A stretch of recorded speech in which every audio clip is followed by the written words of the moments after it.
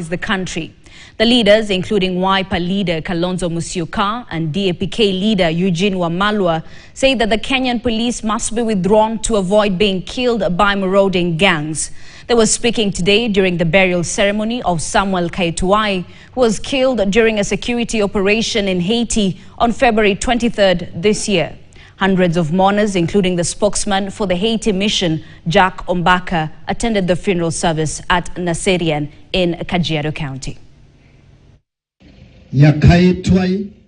Sorrow and sadness filled the home of Mzee Lazarus Kaetuwai during the funeral of his son Samuel Tompoi Kaetuwai, a police officer who lost his life in Haiti during a security operation.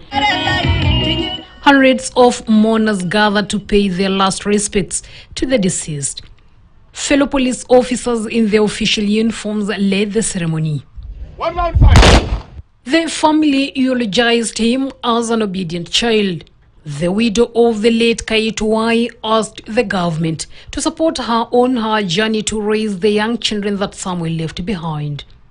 The opposition leaders, including Wiper's Kalonzo Musyoka and Eugene Wamalwa, called on the government to withdraw Kenyan police serving in Haiti. What is happening to our boys in Haiti, they are not doing peacekeeping.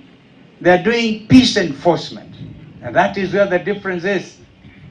And therefore, they require a special mandate of the UN Security Council to be able to do peace enforcement.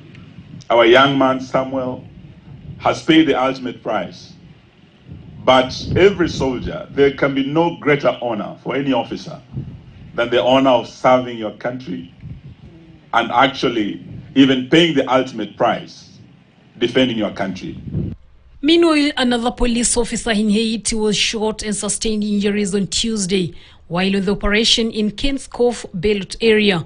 Jack Ombaka, the mission spokesperson, said the officer is in stable condition and has been transferred to Aspen Level 2 Hospital, where he is receiving treatment. Catherine Imuragit, KTN, Nairobi. All right, that story by Catherine Imuragit forms the basis of a big